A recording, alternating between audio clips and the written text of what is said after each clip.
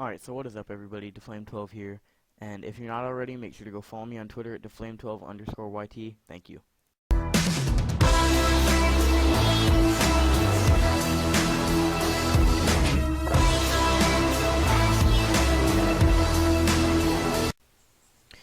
What is up guys, Deflame12 here, back at it again with another video, and yesterday the All-NBA teams actually got announced, which would be, of course, the first, second, and third teams.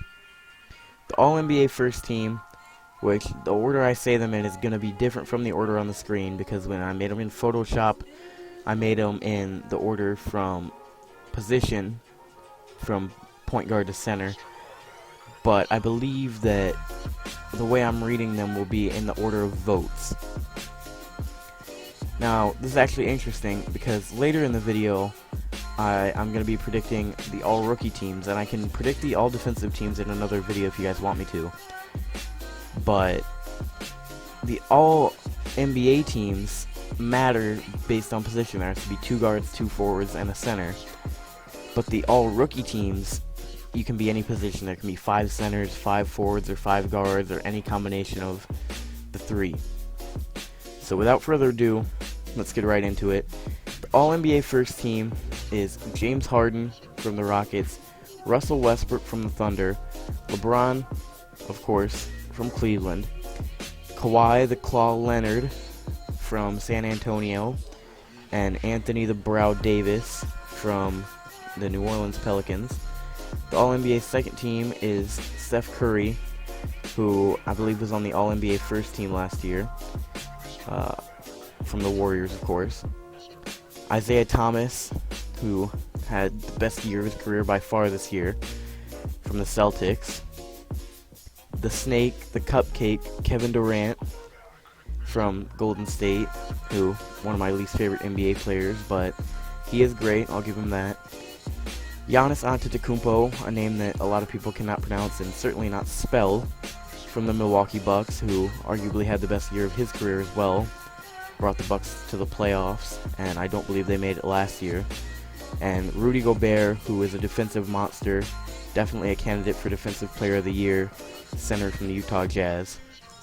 Finally, the All-NBA third team is John Wall from the Wizards, DeMar DeRozan from the Raptors, Jimmy Butler, who's kind of a controversial decision because normally he's a shooting guard, like last year he played shooting guard.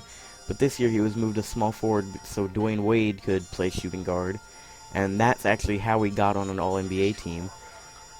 Either DeMar DeRozan or him would have been left off if Jimmy Butler hadn't made the switch to small forward. And Jimmy Butler's obviously played for the Chicago Bulls. Then we have Draymond Green from the Warriors, the Nutcracker.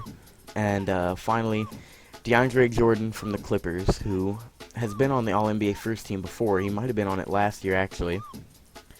And then, now I'll be predicting the All-Rookie teams. So the All-Rookie first team, I believe, will be Dario Saric from the Sixers, power forward. Malcolm Brogdon from the Milwaukee Bucks. He's a guard. Joel Embiid, although he was hurt for probably about half the season with a knee injury. I'm going to go ahead and give him all-rookie first-team honors anyway. 7-foot center from the Sixers. Then Buddy Hield, who was traded in the DeMarcus Cousins trade at the trade deadline. Shooting guard for previously the Pelicans, now the Kings. And finally, this one may include a little bias, but he did win the last Rookie of the Month for the East. I think he deserves it. My boy Willie Hernangomez, center from the Knicks. For the all-rookie second team, I believe the nod should go to Brandon Ingram, small forward from the Lakers, second overall pick. Had a good rookie year, competed with veteran Luol Deng for the starting small forward position. Sometimes both of them were in the lineup, sometimes probably neither of them were. And I think he can definitely develop into a great player, and he might actually not be on the Lakers for very much longer, believe it or not, if they bring in Paul George. And then Jamal Murray, guard from Denver Nuggets. He was a top 10 pick, and I kind of like his celebration that he does, where he pretends like shoot a bow and arrow. That's pretty cool, I believe. Then we have Jaylen Brown, small forward from the Boston Celtics. He was the 3rd overall pick this year, and he had a good year competing with Jay Crowder for the starting small forward position. Again, just like Brandon Ingram and Luol Deng, sometimes both of them were included in the starting lineup, and sometimes neither of them were. But Jaylen Brown can also definitely develop into a good role player, potentially an all-star in the NBA. Again, he might not be on his team for very much longer, with talks of a Jimmy Butler trade bringing Jimmy Butler to Boston. That would probably require Jaylen Brown to Chicago, but who knows? I guess we'll see. Then Marquese Chriss, who a lot of people are going to leave off their list, 6'10", power forward from the Phoenix Suns.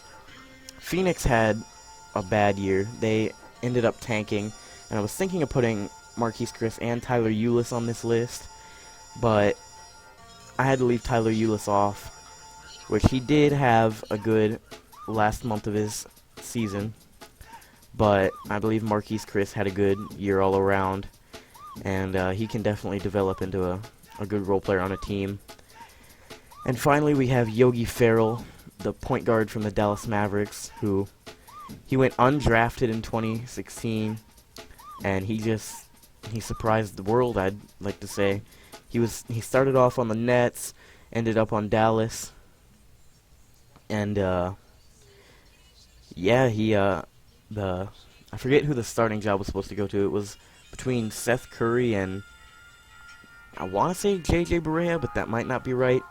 But it ended up going to Yogi Ferrell, and he actually won at least one Rookie of the Month too. I believe it was only one, but one, I know for sure. And then another thing I'd like to talk about is the controversy going on with Paul George around the All-NBA teams. As we all know, he didn't make an All-NBA team, which a lot of people are either complaining about or speculating that just helps his chances of going to the Los Angeles Lakers. Like, I believe he verbally agreed to sign with the Lakers in 2018 or 19, and that's why Brandon Ingram might not be on the Lakers for too much longer.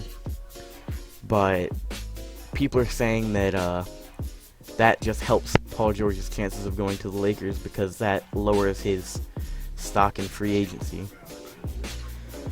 And people are also complaining that Gordon Hayward should have made an All-NBA team, which Gordon Hayward's a good player, and he's definitely a big part of that Utah Jazz team that made the playoffs this year, beat the Clippers in Game 7 in the first round, and then went on to get swept by the Warriors. But the Jazz can definitely be something sometime in the near future if they keep all their pieces and just build through the draft or maybe free agency, get young prospects. With people like Gordon Hayward, Derek Favors, and Rudy Gobert, all they really need at this point is a guard. Plus Rodney Hood's a good role player too. But enough rambling on about the Jazz. Thank you all for watching, everybody. I will see you guys in the next video. Peace out.